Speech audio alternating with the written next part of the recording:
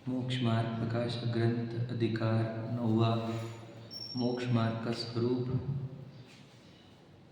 संसार में भटकते हुए अनंत जीव राशि दुखों से तड़प रही है।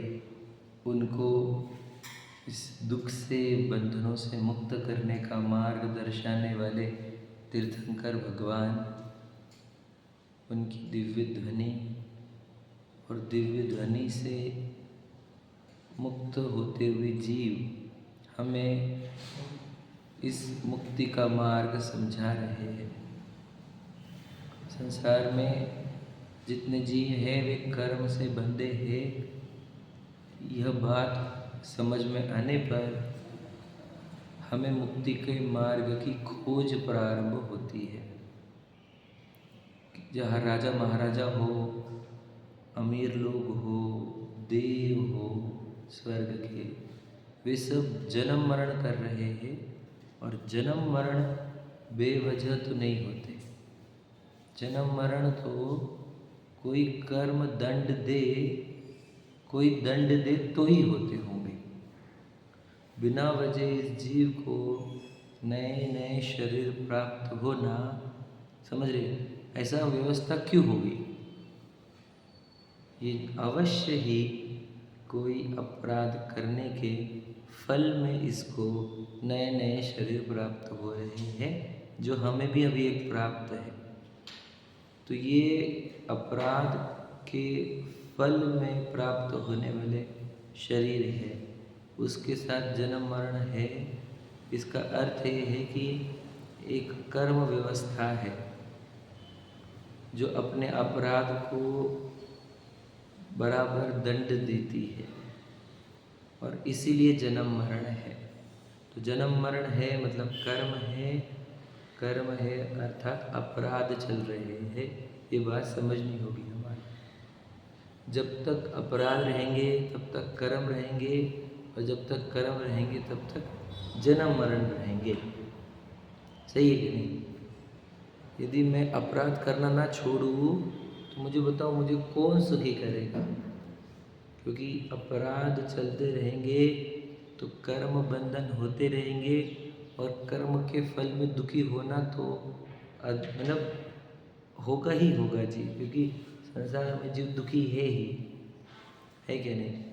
इसीलिए यदि हमें सुखी होना है तो हमें जन्म मरण से मुक्त होना होगा। जन्म मरण से मुक्त होने के लिए कर्मों से मुक्त होना होगा, और कर्मों से मुक्त होने के लिए अपने अपराधों से मुक्त होना होगा, है ना?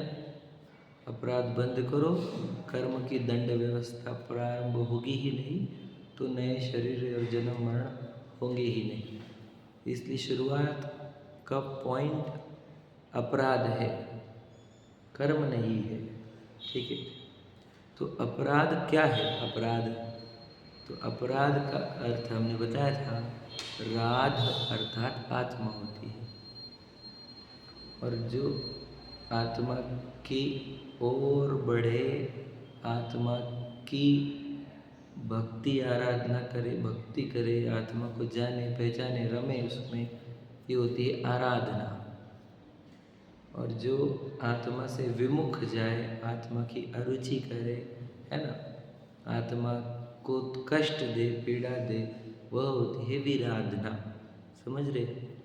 जो हिंसा का चैप्टर है वह आत्मा के संबंध में ही है, अन्य जीवों के संबंध में नहीं। यदि आप अपने आत्मा को तड़पाते हो, दुखाते हो, तो वह अपराध है, यानी वो हिंसा है। समझ रहे? और यदि अपने आत्मा को दुखाते नहीं हो तो वह अहिंसा है, वह धर्म है। ये मूल धर्म है हमारा। इसको समझाने के लिए व्यवहार का आचरण करते हुए, व्यवहार की बातें करते हुए अन्य जीवों की हिंसा से भी रोका गया हमारे को। समझ रहे? पर मूल में हमारे को किसकी हिंसा रोकनी है? अपनी ही, अपने आत्मा की, यानी अपने आत्मा के प्रति कोई भी ऐसा काम जिससे उसे दुख हो, वह अपराध है। समझ में आया? अब वो आत्मा को दुख देने पर इतना संसार खड़ा क्यों होता? क्योंकि वो आत्मा जो है वही भगवान है। दूसरा कोई भगवान है ही नहीं विश्व में। आत्मा वस्तु ही भगवान रूप है, समझ रहे। सिद्ध भगवान जो वस्तु है, आत्मा भी वही वस्तु है। सिद्ध भगवान और आत्मा में कोई अंतर नहीं है। ये आत्मा की दशा का नाम ही सिद्ध है। तो ये जो जीव है वो सिद्ध समान है, भगवान है। अब उस भगवान रूपी आत्मा को, समझ रहे, कष्ट देना, उसकी महिमा कम करना, समझ रहे, मतलब वो भगवान होते हुए भी उसे हीन अनुभव कराना, यह अपराध है कि नहीं। एक महान तत्व को एक विकार रूप दे देना, यह अपराध है या नहीं। एक परिपूर्ण सत्ता अपना सुख और शांति बाहर खोजे और उसके कारण अनंत विकल्प और राग द्वेष से तड़पे, यह अपराध है या नहीं है, बताओ। हमें तुमको लग ही नहीं रहा कोई अपराध कर रहा हो मैं। और अपराध देखो क्यों नहीं लग रहा, देखो ध्यान से सुनना कि हम भूल गए ना खुद को, तो खुद को मान बैठे ये शरीर। पता ही नहीं कि मैं आत्मा हूँ, मुझे कर्म का संचय हुआ है, उस कर्म के दंड में शरीर मिला है। कहाँ जानते हम, समझे क्या। मतलब हमें पता ही नहीं कि हम जेल में भी हैं। कितनी बड़ी बात, बताओ। किसी को लग रहा है, मतलब सोचो विशाल को अच्छा बनना है, मुझे पता ही नहीं कि मैं जीव और मुझे विशाल नाम का शरीर कर्मों के दंड में मिला है। कौन जानता है। अब अनंत जीव राशि है, भवजनि पतताम जनानाम, समझ रहे। इस अनंत जीव राशि में कोई नहीं समझता इस बात को, क्या बोलो, कि मैं जीव हूँ, मुझे कर्म बंधन के कारण दंड में ये शरीर प्राप्त हुआ है। तो ये जब ये अनुभूति हो कि ये शरीर है, इसका अर्थ कर्म है। कर्म है, इसका अर्थ अपराध चल रहे हैं। और अपराध जब तक चलेंगे तब तक जन्म मरण और होते रहेंगे, और मैं अनंत उधर संसार भटकते रहूँगा। तो ये बोलता हूँ मैं कि दिन भर में हमारे को यदि कर्म दिखने नहीं रहे, कर्म समझ में नहीं आ रहे हैं, तो मुझे बताओ फिर हम मुक्ति की प्रयास करेंगे क्यों। मतलब मुझे बंधन दिख ही नहीं रहा, तो मुक्ति के मार्ग सुनने का भी आकर्षण कहाँ है हमारे को। वो रुचि भी कहाँ क्रिएट होती है। और उस अगर वो मुक्ति के मार्ग के वचन का कितना बहुमान होना चाहिए, वो आ नहीं रहा।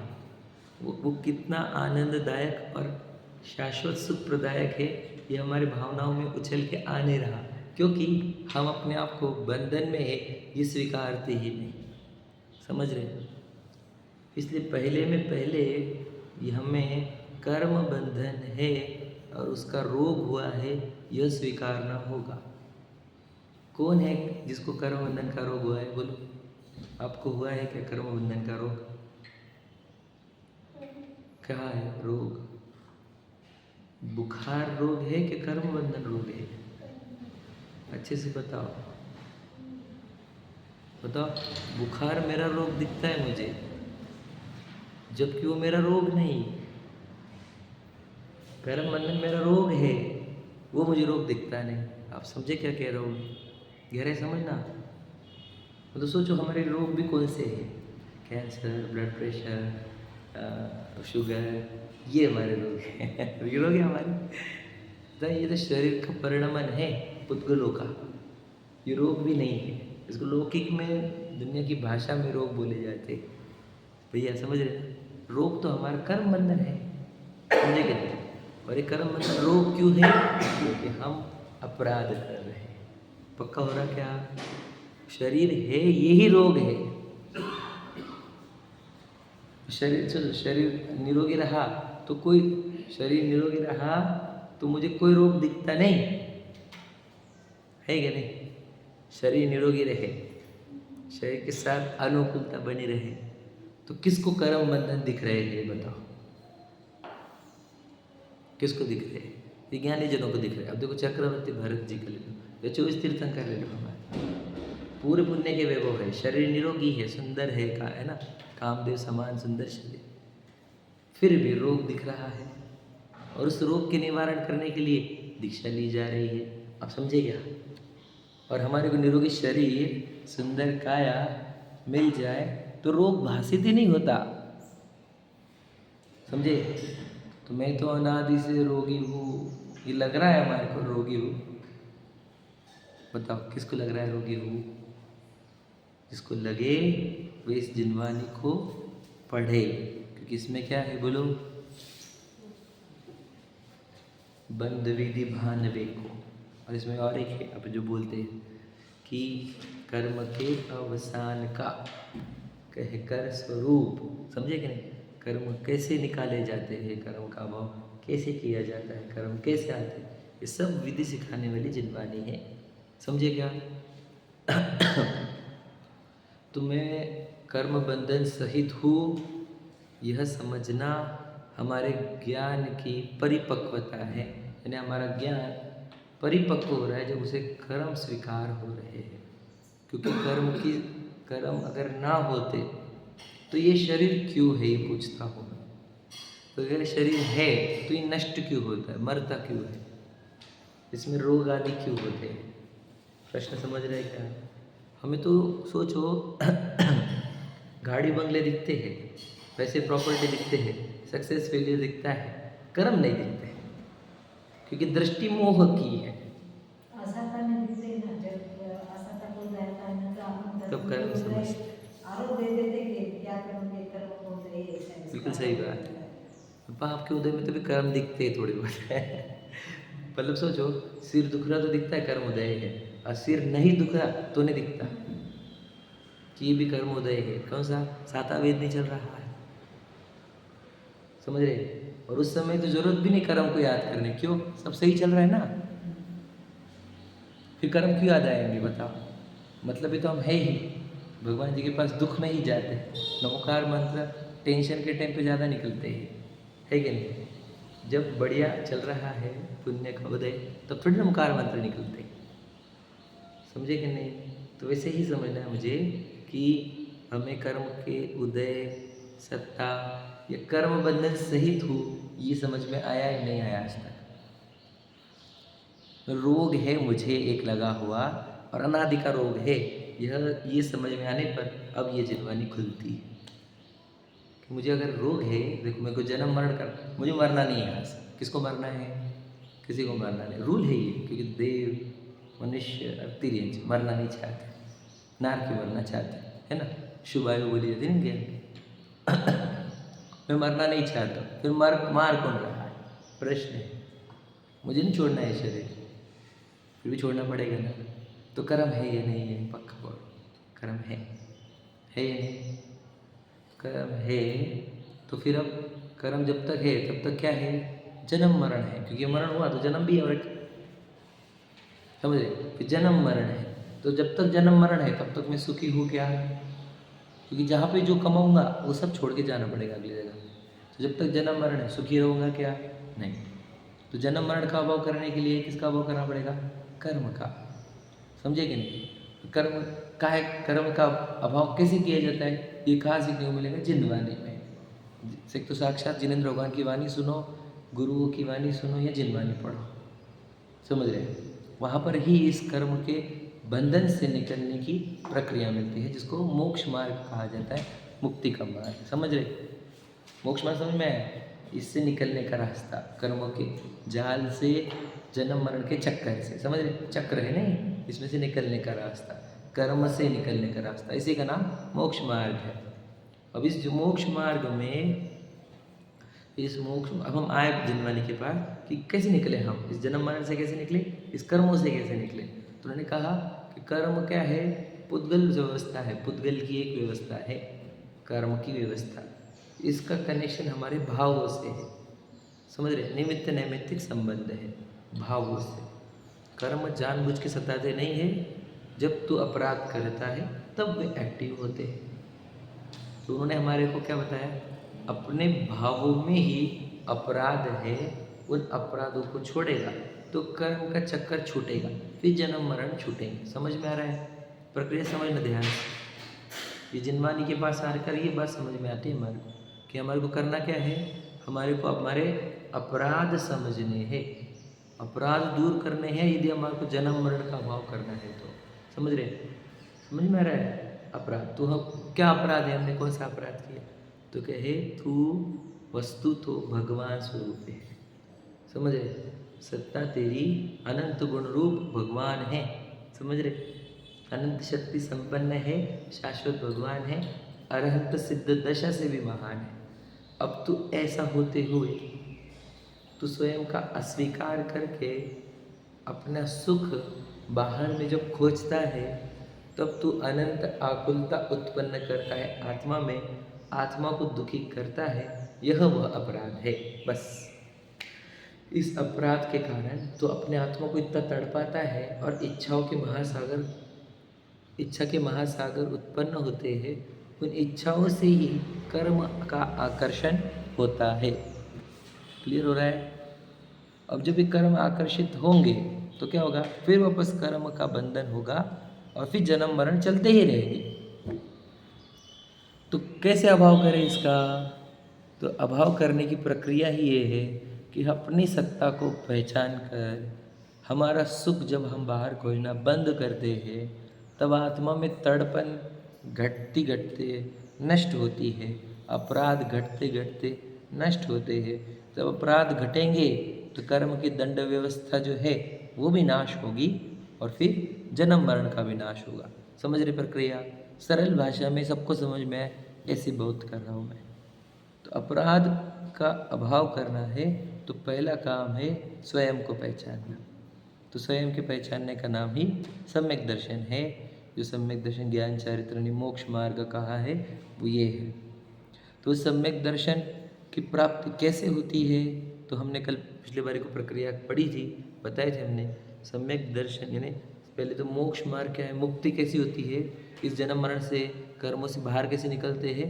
सम्यक दर्शन ज्ञान चरित्र से। ऐसा आचार्यों स्वामी कहे हैं, ऐसे तीर्थंकर की देशना है। ठीक है? तो सम्यक दर्शन ज्ञान चरित्र में पहले सम्यक दर्शन होता है और उस सम्यक दर्शन में क्या होता है बोलो? सम्यक दर्शन का प्रतिपक्षी एक कर्म होता है जिसका नाम दर्शन मोहनी है। जब जब हम स्वयं को भूलते हैं तब तक वह दर्शन मोहनी कर्म फल देता है, या जब जब दर्शन मोहनी अपने फल देता है तब तब हम स्वयं को भूलते हैं। दोनों एट अ टाइम होता है। कभी कर्मों की अपेक्षा से बोला जाता है, कभी जीव की अपेक्षा। ये साधवाद शैली है। समझ में आया? जब कर्मों की अपेक्षा बोला जाए तो ये मत समझना कर्म बरजबरी कर रहे हैं, उस समय भी हमारा अपराध स्वयं का ही है। कर्म बेचारे हैं, वो जानबूझ के काम नहीं करते। समझ रहे? ये बात समझना। तो दर्शन मोहनी जब तक अपना फल दे रहा है तब तक यह जीव स्वयं की सत्ता को भूलेगा। बराबर है? और जब स्वयं की सत्ता को भूलेगा तो अपना सुख कहाँ खोजेगा? बोलो, आपको बता दो। बाहर मतलब कहाँ? वापस मैंने ध्यान से, बहुत इंपॉर्टेंट। बराबर बोला आपने, बाहर। तो बाहर कहाँ से जाता है वो पूछना है। इंद्रियों के माध्यम से, है ना? इंद्रियों के माध्यम से। तो इंद्रियों के माध्यम से जब बाहर जाएगा तो इंद्रिया के निमित्त से बाहर के पदार्थों की इच्छा उत्पन्न होगी, जिससे तड़पेगा खुद और इच्छा उत्पन्न करेगा, जिससे और कर्माकर्षण होंगे। समझा क्या बोला? वापस से समझना। जब यह जीव स्वयं को भूलेगा, मतलब क्या? स्वयं को भूला, दर्शन होने का उदय है। बराबर? एक ही टाइम चलता है। और जब ये दर्शन स्वयं को भूल कर फिर अपना सुख कहाँ खोजेगा? सुखी तो होना चाहता है तो इंद्रिय के माध्यम से बाहर की ओर सुख खोजेगा, यानी विषयों। समझ रहे? इंद्रिय के माध्यम से कहा जाता है विषयों में, है ना? तो विषयों में सुख खोजने की जो इसकी जो क्रिया है, इसमें इच्छाओं का उत्पाद होता है और इच्छाओं की उत्पत्ति में कर्म का आकर्षण भी होता है और आत्मा तड़पती भी है। यह अपराध है। बराबर है? पक्का हुआ? तो जो जो जीव अपने आप को भूलेगा वह अपराधी है या नहीं है? समझा कि नहीं समझा? कैसे अपराध हुआ? अपराध समझ में आया? क्यों अपराध हुआ? क्या किया हमने गलती? कि हम स्वयं को भूले, इससे क्या हुआ?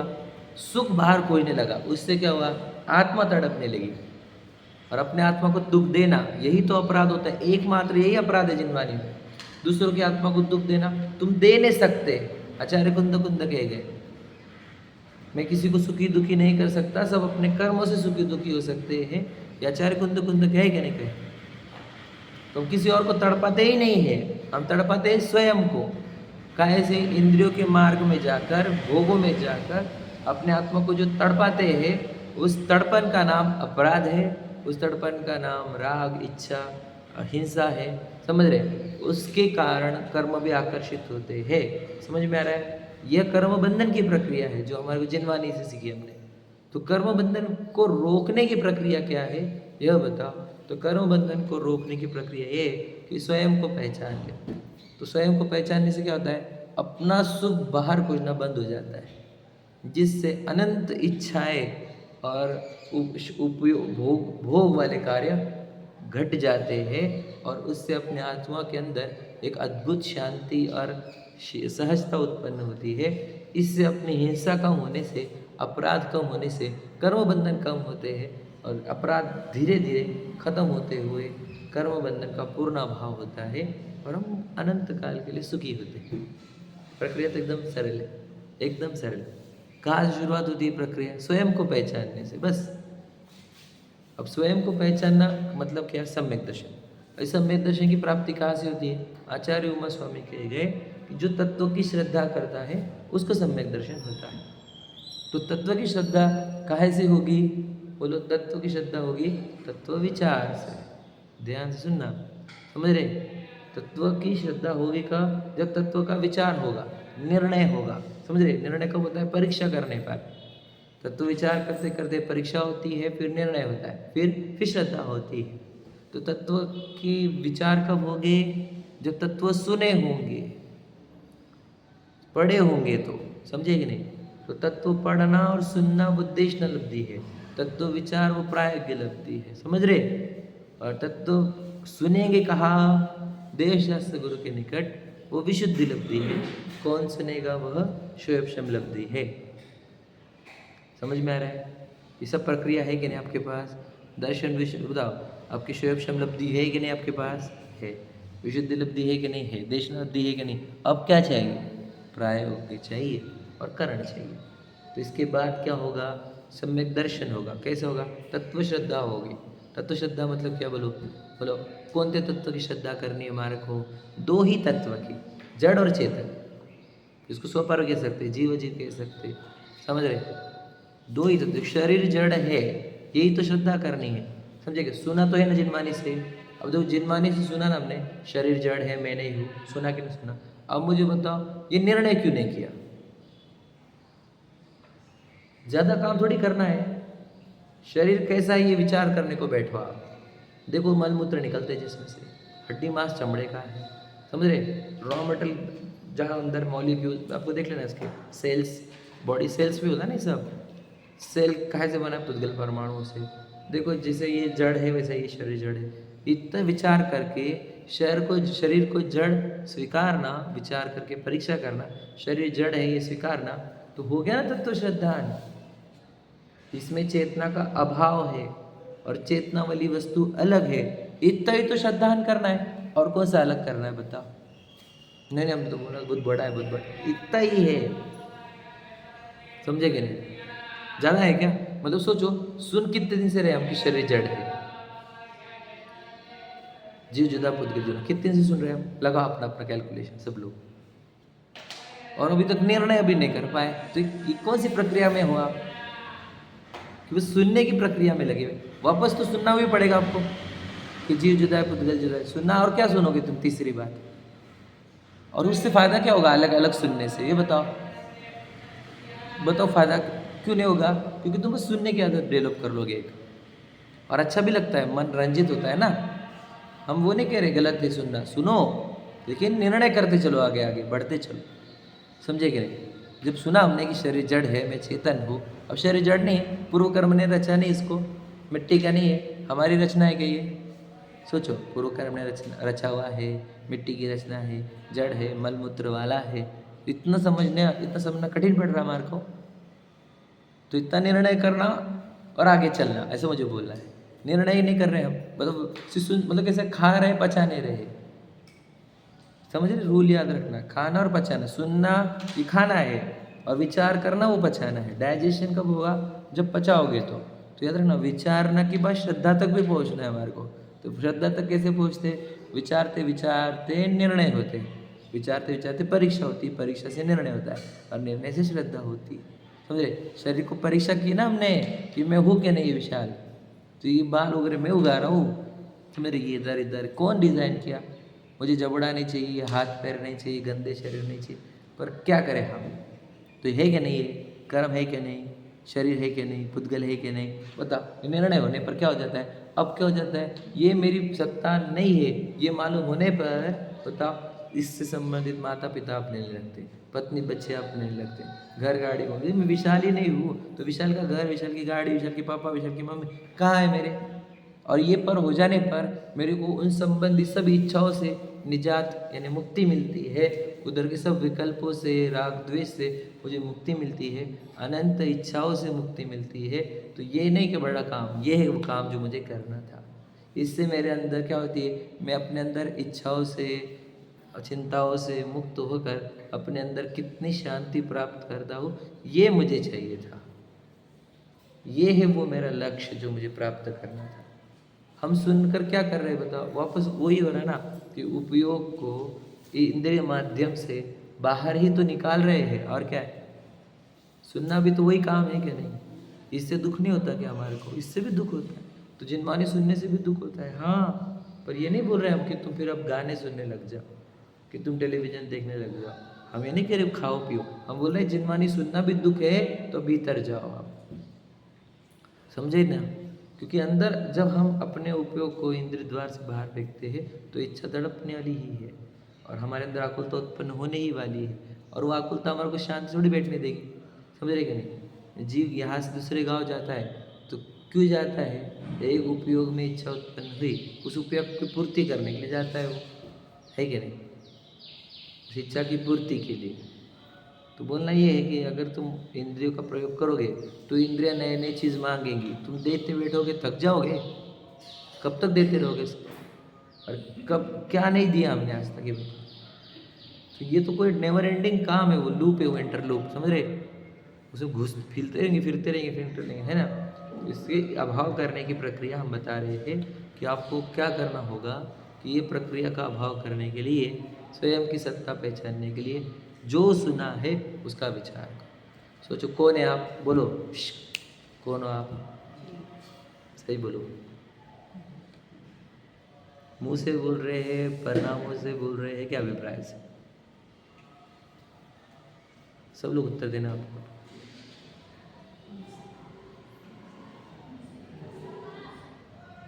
समझ रहे दिक्कत क्या है हमारी?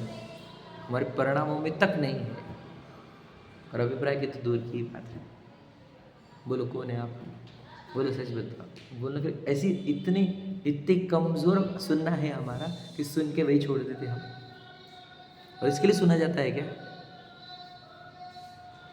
हमारे परिणामों में भी नहीं चल रहा मैं जीव, हमारा अभिप्राय में कैसे आएगा बताओ? तो ये समझ रहे हैं आप? तो ये हमने क्या किया अभी तक? सुना और यहाँ तक ही रखा है, समझे कि नहीं? कान और मुंह तक रखा है जिन्वानी को, इसको परिणामों तक लेकर नहीं गए। परिणामों का मतलब विचार, और अभिप्राय में लेके जाना मतलब श्रद्धा। समझ रहे कि नहीं समझ रहे?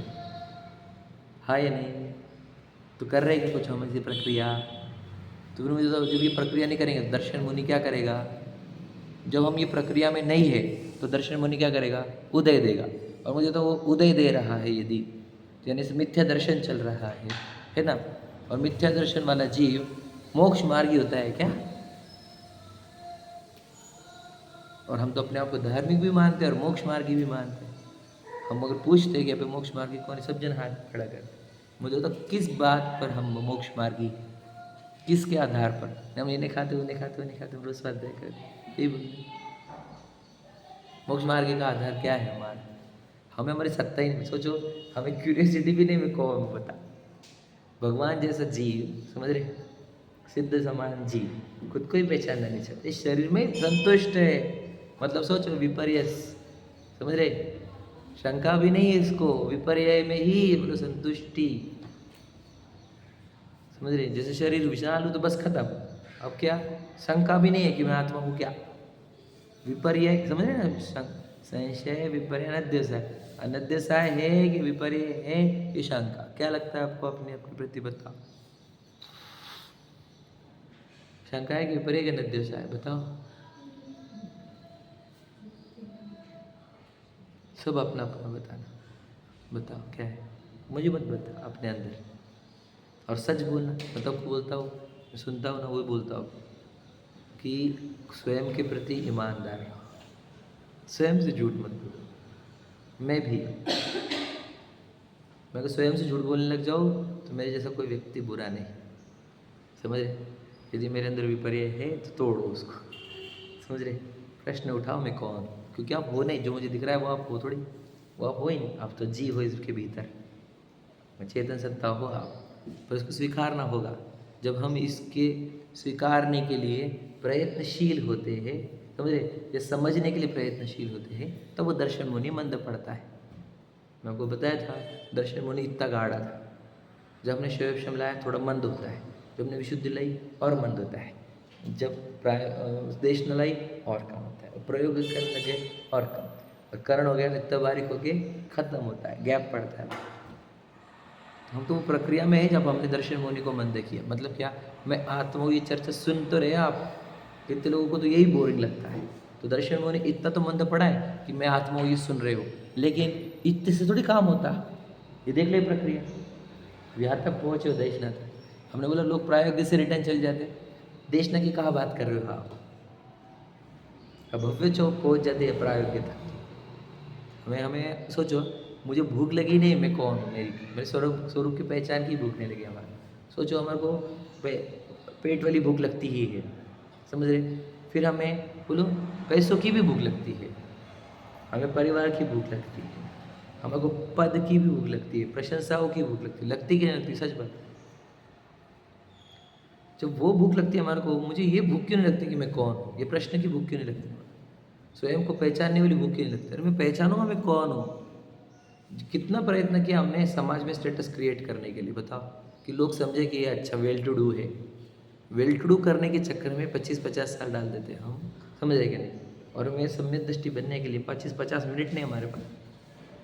बताओ, मुझे बोलना ये है कि हम किधर भाग रहे पागल जैसे। समझ रहे क्या कहना है? दर्शन मोनि का अभाव करने का प्रयत्न किया क्या हमने? किसने किया? नहीं नहीं, कर्म छोड़ रहे नहीं, कर्म नहीं छोड़ रहे, कर्म हमारे को बहुत देते रहे, ये बात है। दर्शन मुनि सम्यक दर्शन नहीं होने दे रहा। बोलो, दर्शन मुनि सम्यक दर्शन नहीं होने दे रहा ना? बोलो स्तुति, दर्शन मुनि रोक रहा है कि नहीं सम्यक दर्शन? आरंभ बोलो दिव्यम भैया, दर्शन मुनि सम्यक दर्शन रोक रहा है कि नहीं हमारा? फिर कौन?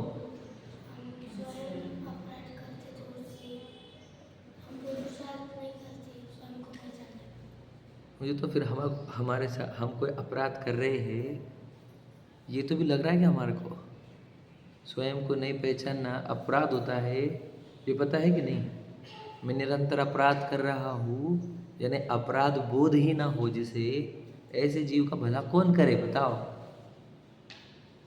हमें आकर भगवान जी के सामने इतनी तो ग्लानि आनी ही चाहिए कि प्रभु मैं अब कितना काल बीत गया, मैं स्वयं को पहचानता ही नहीं, मुझे स्वयं को जानने की जिज्ञासा खड़ी नहीं होती, प्रयत्न ही नहीं करता हूँ, उलझ जाता हूँ पुद्गलों में। इतनी तो होनी चाहिए भगवान जी के सामने।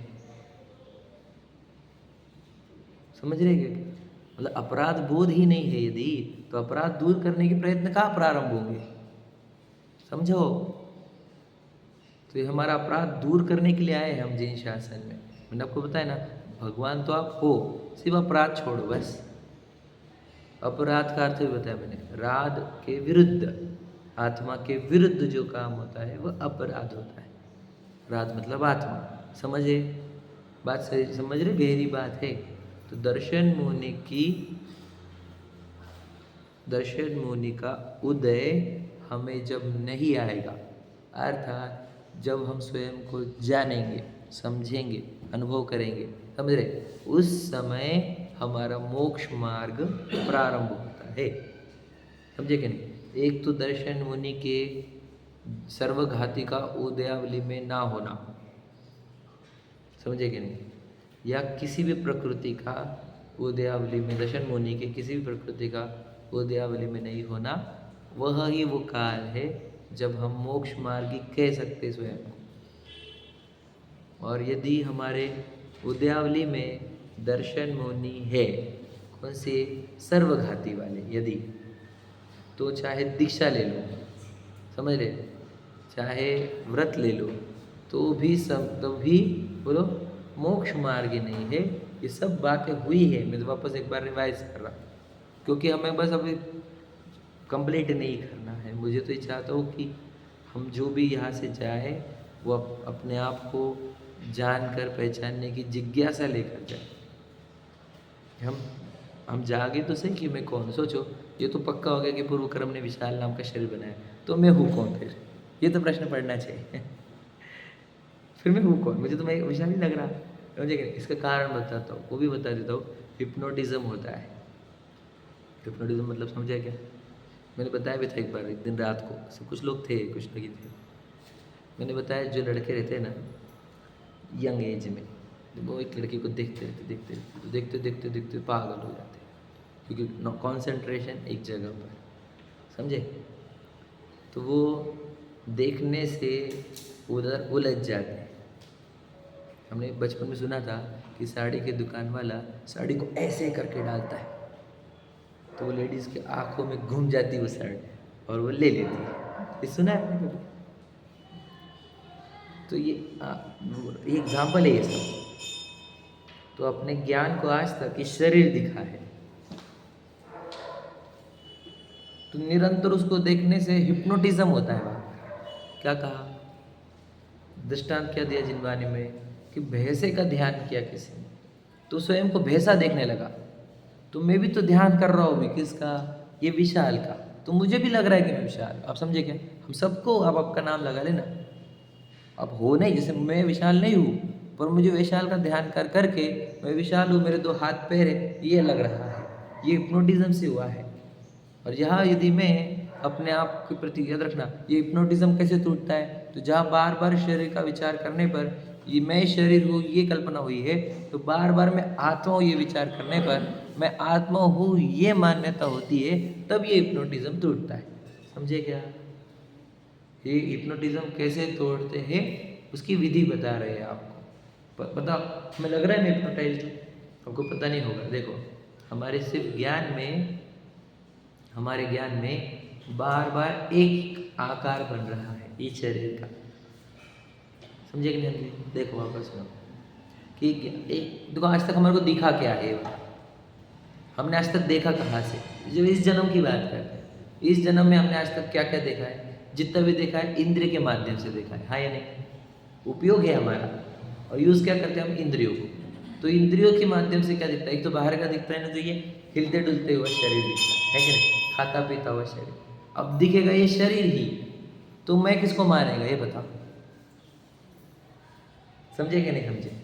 ये समझ रहे कि नहीं? इसलिए हमारे को ये हिप्नोटिज्म हुआ, क्योंकि इंद्रियों का प्रयोग करोगे तो एक चीज़ रिपीट दिखेगी, वो चीज़ दिखेगी, उसको मैं मानेगा। समझ रहे? और फिर जब हम इंद्रियों का प्रयोग करना बंद करते हैं तो क्या करते हैं? मन के उपयोग को मन में ले जाकर, जो जिनवानी में सुना था कि मैं अरस अरूपी अस्पर्शी हूँ, समझ रहे, असंख्यात प्रदेशी हूँ, देह में हूँ, समझ रहे, अमूर्तिक हूँ, जब ये विचार करें तो उपयोग अब किसका बार बार लक्ष्य कर रहा है? अमूर्तिक का। तो जिसका अमूर्तिक पने का लक्ष्य करेगा, रियल वाला, समझ रहे, तो देह वाला हिप्नोटिज्म टूटना चालू होता है। समझे कि क्या कहा? नहीं समझा? जिधर ज़्यादा देखेगा उधर हिप्नोटाइज होगा, रूल है ये। तो जहाँ हम इंद्रिय का प्रयोग करेंगे तो देह के प्रति हिप्नोटाइज्ड होंगे, और देह इंद्रियों का प्रयोग बंद करेंगे तो आत्मा के स्वरूप के प्रति अहमपना स्थापन होगा। इसलिए एकांत में तत्व विचार करना चाहिए, आत्म विचार करना चाहिए। मैं आपको आचार्य शांति सागर जी के अंतिम वचन वाला कोटेशन पढ़ लेना, आप समझ रहे? वैसे तो जिनवानी में जो बोला है वही बोला है, लेकिन उनके भी अंतिम वचन वो क्या कहते हैं वो पढ़ना। आत्म विचार से सब होगा, आत्म विचार से। तो मुझे बताओ, सब कुछ है हमारे पास, बोलो आज मेरे पास घर है, गाड़ी है, बंगला है, मतलब क्या नहीं है? आत्मा नहीं है। सही बताओ, मेरे पास आत्मा है और उसके पास घर, गाड़ी, बंगले सब कुछ है, लेकिन आत्मा नहीं है। बताओ हमारे पास किसके साथ आत्मा है? आत्मा। देखो, आत्मा नहीं होने से जीवन खराब होगा ये नहीं लगता हमारे को, लेकिन गाड़ी नहीं रही तो, घर नहीं रहा तो, पत्नी नहीं रही तो, बच्चा नहीं रहा तो, पद नहीं रहा तो, मतलब सोचो, उसका अब्सेंस यानी उसकी अभाव दुखदायक है, ये कुछ लगा ही नहीं हमारे को। लगा क्या? आत्मा नहीं होने का कुछ तो पछतावा है कि हमारे जीवन में, या फिर कुछ तो ग्लानि, या कुछ तो ये लगे कि यार मिसिंग है एक चीज़ जो इम्पोर्टेंट है। नहीं लग रहा ना? मुझे बस ये बता दें, ये है वो अपराध, ये है वो अरुचि, ये है वो आत्मा के प्रति मतलब किया गया सबसे बड़ा अपराध कि हमें हमारी सत्ता ही नहीं पता। समझ रहे? तो झूठी सत्ता। सोचो मैं भी तारीफ करने लग जाऊँ दो चार शब्द आपके, तो वो अट्रैक्ट हो जाओगे आप, क्योंकि वो फेक आईडी जो है वो प्रसिद्ध हो गई है ना, और रियल आईडी जो है वो गायब हो गई। समझे? तो दर्शन मोनी की सत्ता का नाश करने की प्रक्रिया स्वयं के ये प्रश्न उठाने से होते हैं कि मैं कौन हूँ, मेरा स्वरूप क्या है। समझ रहे? क्या नहीं आएगा? नहीं मैं कौन हूँ, ये से उठता है ये प्रश्न। वो वहाँ से शुरुआत होती है प्रायोगिकी। भव्य जीवों को ये प्रश्न पड़ता है, अभव्य को तो ये पता चलना ही नहीं है कि मैं कौन हूँ, तो उसको प्रश्न कैसे पड़ेगा? जिसका संसार का सब सागर का अभाव होने वाला है, ऐसे जीव को प्रश्न पड़ेगा कि मैं कौन हूँ। नहीं तो जिसका संसार भी बहुत दूर है उसको तो प्रश्न ही नहीं पड़ता, वो तो काय का आत्मा, का आत्मा है। और कहीं ना कहीं हम भी ऐसे नहीं है कि मेरे को आत्मा है ये सत्ता ही स्वीकार नहीं हुई, समझ में नहीं आ रही, ये विचार नहीं कर रहे। हम कितने समर्पित हैं आत्मा के लिए? वह तो पत्नी बच्चों के लिए कितने समर्पित हैं, मतलब दुकान व्यापार करके, नौकरी करके आए बाद भी पत्नी बच्चों के लिए हेल्प करने के लिए रेडी है हम। मतलब सोचो, वो कमा भी रहे पत्नी बच्चों के लिए, आए बाद भी उनकी हेल्प करने के लिए रेडी है। पत्नी बच्चों के लिए इतने समर्पित हैं, हम आत्मा के लिए कितने समर्पित हैं? ये मोह के रिश्ते ही ना अपने ना किसी के, झूठे सब। शरीर से संबंध जुड़ता है, मेरे से थोड़ी जुड़ता है, बताओ। पर फिर भी हमारा समर्पण कितना कम है। समझे कि नहीं? तो सक्सेस को एक वर्ड में डिफाइन करना है मुझे। कोई पूछ रहा है कि सक्सेस कैसे मिलता है, यश की प्राप्ति कैसे होती है? तो मेहनत से होता है क्या? मैं एक शब्द बोलता हूँ, जनरली लोग हार्डवर्क बोलते हैं, मैं बोलता हूँ समर्पण।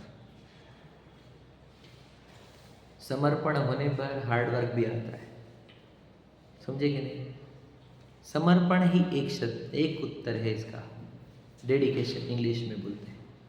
अगर हम डेडिकेटेड है तो समझ लेना सक्सेस आने वाला है। यदि हम डेडिकेटेड नहीं है तो दुनिया की ताकत सक्सेस नहीं दिलाएगी तुम्हारे। समझे कि नहीं? समर्पण, मेहनत होगी नहीं क्योंकि समर्पण ही नहीं है। समझे कि नहीं समझे? इसलिए पूर्ण शक्ति, पूर्ण बल लगाकर प्रश्न उठाओ कि मैं कौन हूँ। ये जो चेहरा दिख रहा है ना आईने में, समझ रहे? ये चेहरा एक तो रॉ मटेरियल देखो, ऊपर के ऊपर चमड़ी, अंदर कैसी गंदी स्किन है, और है तो सब रॉ मटेरियल। आप देख लेना उसके पीछे पीछे गंदा हड्डी, स्केलेटन। समझ रहे? जब मैं ये नहीं हूँ, क्योंकि मैं तो ये पार्ट होता ही नहीं, तो मैं कौन हूँ ये प्रश्न उठाकर इस प्रश्न के ऊपर बने रहो। ये प्रायोगिक लब्धि है। अब आप ऐसे तो नहीं हो कि आप विचार करने बैठोगे आपको कुछ समझ में नहीं आएगा, ऐसे तो नहीं हो। तो उनकी स्टेट है जिन्होंने सुना नहीं है। तो आप तो सुन चुके हो, तो मैं नहीं हूँ तो फिर मैं कौन हूँ? तो ये प्रश्न किसको पढ़ रहा है? कौन इस प्रश्न के साथ है? समझे कि नहीं? और उत्तर किसको चाहिए?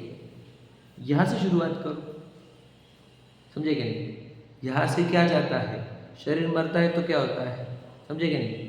ये शरीर ऐसा क्यों है, इसकी डिज़ाइन किसने की है, इसका रॉ मटेरियल क्या है? ऐसे गहरे गहरे उतरते जाओ तो आपको स्पष्ट हो जाएगा कि इस देह के आकार जितना आत्मा विस्तारित है, उस आत्मा में चेतना रूप कार्य होता है, उपयोग रूप कार्य होता है। वह उपयोग रूप कार्य मैं हूँ, मेरा कार्य है। तो मेरे वो जो जानना हो, सोचो मैं आपको बता रहा हूँ, अभी जितने देर बैठे इस बॉडी ने कुछ भी नहीं सुना, न समझा, ने कान ने तो सुना ना, आंखों ने सुना कि कान ने सुना,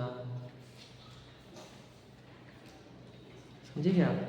ना आंखों ने सुना ना कान ने सुना, जाना सिर्फ ज्ञान में, उपयोग। और बताओ उस उपयोग स्वरूपी आत्मा को मैं कौन हूँ यही समझ में नहीं आ रहा है। सोचिए जिनमानी समझ में आ रही है उसको पढ़ा रहे हो तो वो तो समझ में आ रहा है, लेकिन जो जानने वाला है वो समझ में नहीं आ रहा। दृष्टांत दे देते कंप्लीट करके, क्योंकि मुझे कुछ तो देकर जाना है। आईना है, आईना, ठीक है, और बहुत बार दिया है दृष्टांत, और कॉमन दृष्टांत सबसे अच्छा। आईने के अंदर बताओ चेहरा दिख रहा है, ठीक है, कि बाल ठीक हुए कि नहीं, तेल लगा के नहीं, आदि आदि, ठीक है, आप जो लगाते होंगे वो देखते हो। तो ये आईने के अंदर बताओ आईना है कि चेहरा है, बस इतना ही बताओ। चेहरा नहीं है तो कोई चेहरा है नहीं। देखो ध्यान सुनना, आईना है, आईने के अंदर चेहरा भी है। ध्यान सुनना क्या बोल रहा हूँ, चेहरे का आकार, ठीक है, बराबर। चेहरे का आकार है कि नहीं वहाँ पे? हाँ, तो वो झलकन किसके अंदर हुई है? आईने के अंदर हुई कि नहीं? मैंने चेहरा नहीं बोला, नाक वाला, मांस वाला, हड्डी मांस वाला चेहरा अंदर नहीं है आईने में।